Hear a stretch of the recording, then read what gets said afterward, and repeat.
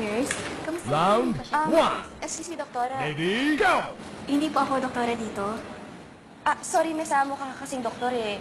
Pwede bang humingi ng tulong sa'yo? Ano yun?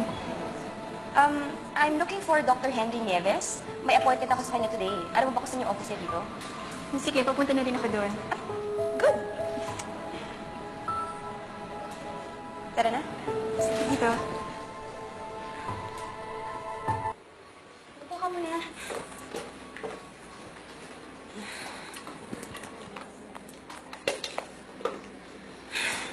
Ano ba naman to si Henry? Pinag-intay na naman ako. Matagal na ba kayong magkakilala ni Henry? Well, actually, yes. And, in fact, he's not just my personal doctor, but he's also my lover. Ano?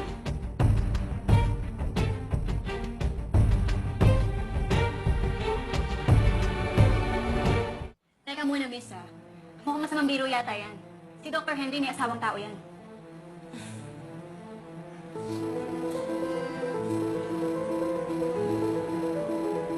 Miss Bianca? Dr. Henry Nieves, as usual, hindi ka na naman sumunod sa usapan natin. Buti na lang pala, tinulungan niya ako. And I think she deserves a reward for actually helping one of your most loyal clients. I'm sorry, what's your name again? I didn't get it. Lena. Lena Nieves.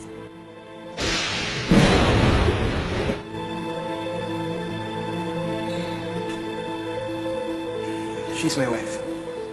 Oh, ikaw pala yung Mrs. ni Doc.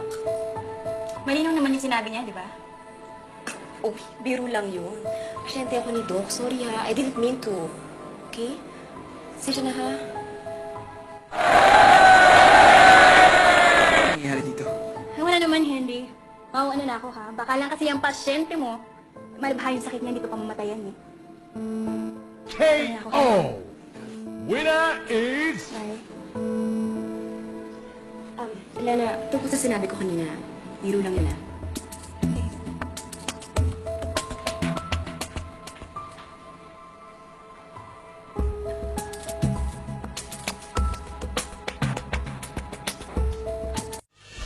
Round two. Ready, go! Para sa'yo? Talaga lang ah. Alam mo, wala akong panahon para dito. Sa'yo na yan. Tara, at sa tingin mo, magugustuhan ni Lilo pag suot mo to? Excuse me! Alam mo, sawang-sawa na akong mag-explain sa'yo nung wala kaming relasyon ni Lino. Ano sabi mo? Kasama-kasawa? Alam ko naman yun eh. Isa kang malaking sawa. At kung talagang desperada ka, na pumawi sa lahat ng mga pagpakulang mo sa ex ko, sa'yo na to. Mas kailangan mo yun kaysa sa alam mo, ikaw siya.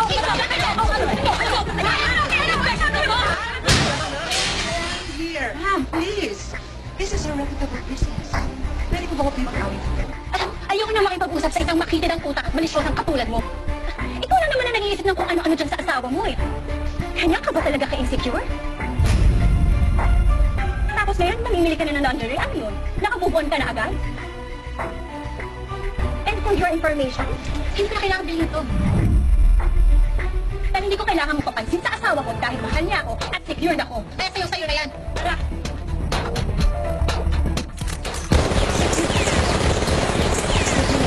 Kung hindi ka makalimutan ng asawa mo sa gagawin ko sa kanya.